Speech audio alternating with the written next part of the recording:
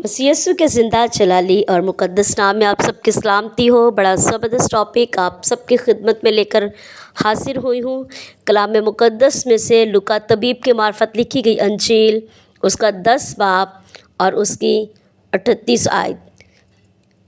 लूका 10 बाब और उसकी 38 आयत में कुछ यूँ लिखा है, फिर जब जा रहे थे तो वो एक गांव में दाखिल हुआ और मर्था नाम एक औरत ने उसे अपने घर में उतारा। आमीन। बड़ा ज़बरदस्त कलाम जो 2 दिन से मैं इस पर बात करना चाह रही थी और खुदावंद ने बड़ी ज़बरदस्त चीज़ सिखाई है कि जब यीशु फिर लिखा जब वो जा रहे थे तो वो एक गांव में दाखिल हुए। यीशु अपने शागिर्दों के साथ जा रहे थे और ये गांव जो था ये बैते अनिया था और कलाम मुक़द्दस के मुताबिक वहाँ मार्था, मरियम और लाजर रहा करते थे। और लाजर की बहन जो मार्था थी ये यीशु मसीह को अपने घर में लेकर आई और मरियम नाम उसकी एक बहन थी और वो उसके पाँव के पास बैठकर उसका कलाम सुन रही थी।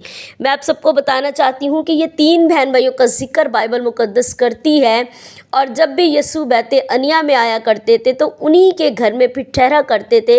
ये उनकी पहली मुलाकात है जब मर्था जो है यीशु को अपने घर लेकर आती है। उनकी अच्छी सिटिंग हुई, उनको यीशु मसीह के साथ बात करना पसंद आया और यहाँ पर एक जो हाईलाइट शख्सियत की गई है, मरियम जो थी वो खुदा का कलाम उसके पैरों के पास बैठकर सुन रही थी। हमेशा हर एक घर में कोई एक ऐसा होता है जो बहुत ज़्यादा ध्यान से खुदा का कलाम सुनता है। और मैं आपको यहाँ एक बात बताना चाहती हूँ कि मरियम की उस दिलचस्पी ने यीशु मसीह को इस बात पर मजबूर कर दिया कि वो जब भी बैते अनिया में आते थे तो वो उन्हीं के घर में ठहरा करते थे और उनके पास बैठकर कलाम मुक़द्दस की बातें किया करते थे। मैं अगर यूँ कहूँ तो मैं गलत नहीं कि ये मरियम जो थी यीशु मसीह के शागिर्दों के तरह उसके कलाम को सुनती और उस पर बड़ा ध्यान दिया करती थी। और बहुत सारे लोग जो है मरियम को जो है वो कलाम मुक़द्दस में तकरीबन 7 मरियम नाम की औरतें पाई जाती हैं। पुराना अहदनामा हमें बताता है कि 2 मरियम थी और नए अहदनामा में हमें जो है वो तकरीबन 6 मरियम मिलती हैं। ठीक है जी। और कलाम मुक़द्दस के मुताबिक ये अलग अलग डिफ़ाइन करना बड़ा मुश्किल है। कुछ लोग कहा करते हैं कि ये जिसने अपने यीशु मसीह के पाँव पर इत्र डाला और उसके पाँव अपने बालों से पहुँचे, ये वो बदचलन औरत थी। और क्योंकि ये वाक़या सेम है, क्योंकि मरियम ने भी यीशु मसीह के पैरों पर इत्र डाला था और कलाम मुक़द्दस बताता है कि ये अनमैरिड थी। और यहूदी दस्तूर के मुताबिक कि लड़कियाँ जो इत्र जमा किया करती थी वो अपने दुल्हा के लिए जमा करती थी। वो बहुत महंगा हुआ करता था और वो थोड़ा थोड़ा करके उसे जमा करती थी ताकि जब उनकी शादी हो तो वो उस खुशबू से अपने दुल्हे का इस्तकबाल करें और उन्हें उस खुशबू से लुभाएं और उनको अपनी तरफ जो है वो माइल करें। ये एक्ट मरियम ने यीशु मसीह के साथ किया, यानी कि यीशु मसीह को उसने अपना दुल्हा माना और उसके कदमों में जो है कलाम मुक़द्दस के मुताबिक ये दोनों मरियम का एक्ट सेम लगता है। लेकिन कुछ चीज़ें मैं आपके सामने डिफ़ाइन करती हूँ। ये जो मरियम और बदचलन औरत को लोग समझा करते हैं कि ये जो मरियम थी ये बदचलन औरत थी, उसका नाम जिक्र नहीं आता। लेकिन यहाँ पर साफ लिखा है कि मार्था ने जब यीशु को अपने घर उतारा तो वो यीशु के पास बैठकर कलाम सुना करती थी। ठीक है जी। वो शुरू से ही कलाम सुना करती थी। लेकिन बदचलन औरत का जिक्र जब हमें मिलता है तो जब यीशु मसीह जो है वो शमौन फरीसी के घर बैठे हुए थे तो वहाँ पर वो आई और आंसुओं से पैर धोती है और बालों से पोंछती है, जबकि इस वाली मरियम ने आंसुओं से पैर नहीं धोए। मैं आपके सामने इनकी चंद जो है वो खुसूसियात और कुछ डिफ़ाइन करने के लिए कि ये सेपरेट है दोनों चीज़ें। मरियम बदचलन औरत नहीं है, मरियम इज़ अ मरियम। और बदचलन औरत का कलाम में जो है वो नाम मेंशन नहीं है। जो मरियम जो है कलाम मुक़द्दस के मुताबिक इसका नाम दर्ज है। ठीक है जी। और जो बदचलन औरत है उसका नाम दर्ज नहीं है। और ये जो मरियम वाला वाक़या है ये शमौन कोढ़ी के घर पर पेश आता है। ठीक है जी। और बदचलन औरत का वाक़या जो है वो शमौन फरीसी के घर पर पेश आता है। इसी तरह जो इसका 4th वन है ये वाक़या बैते अनिया में यहूदिया के सूबा में हुआ। और ये जो बदचलन औरत वाला वाक़या है ये कुफ्र नहूम गलील के सूबा में हुआ था।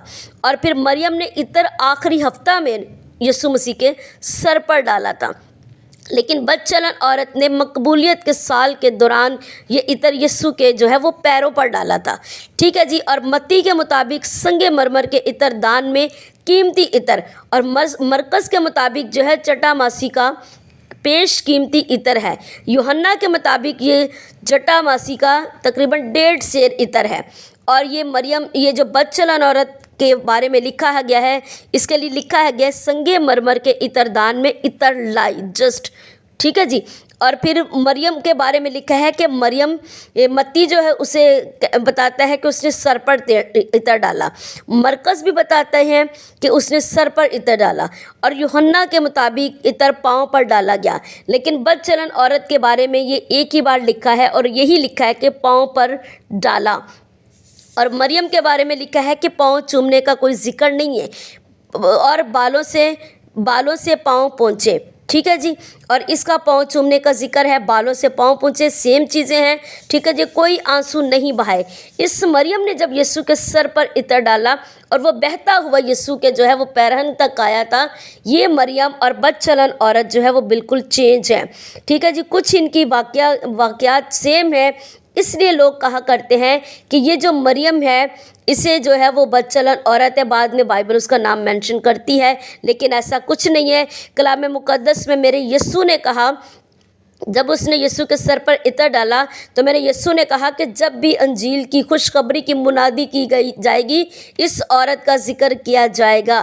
لیکن جب کہ پیر دھونے کے بعد اس بدچلن عورت کے بارے میں ایسا کچھ نہیں لکھا کہ اس کی یادگاری کا ذکر کیا جائے گا، ٹھیک ہے جی۔ اور جب یہ پاؤں دھو رہی تھی اور اپنے آنسوؤں سے پہنچ رہی تھی تو وہاں فریسی چلا اٹھے کہ اس کو پتہ نہیں کہ یہ کیسی بدچلن عورت ہے جسے چھوتی ہے لیکن اسے معلوم نہیں ہے۔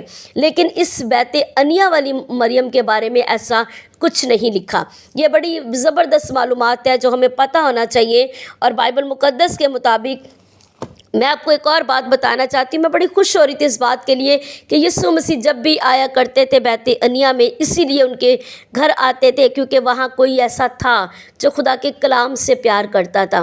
اور مریم اور مرتھا کے بارے میں بھی بائبل مقدس بتاتی ہے کہ مریم جو تھی وہ کلام سے پیار کرتی تھی، لیکن مرتھا کا پیار کرنے کا ایک اپنا طریقہ تھا۔ وہ یسوع مسیح کی خدمت کے بارے میں فکر کرتی تھی، ان کے کھانے پینے کا، ہر ایک چیز کا خیال رکھنے کا، لیکن وہاں پر بھی جو سب سے افضل چیز یسوع مسیح نے بتائی وہ یہی بتائی ہے کہ مبارک ہے وہ جس نے اچھا حصہ چنا۔ آج ہم بھی اپنی دنیا کی تگ و دو میں رہتے ہیں، خوش آمد میں رہتے ہیں کہ شاید یہ ہماری برکت کا وسیلہ بن جائے۔ ایکسکیوز می، کلام مقدس کی برکت اپنی جگہ ہے۔ اپنی زندگیوں میں خدا کے کلام کو زیادہ سے زیادہ لیں، اور اسی کے وسیلہ سے زندگی ہے اور اسی کے وسیلہ سے برکت ہے۔ خداوند آپ سب کو برکت دے۔ زبردست ٹاپک انفارمیشن کے ساتھ، گاڈ بلیس یو۔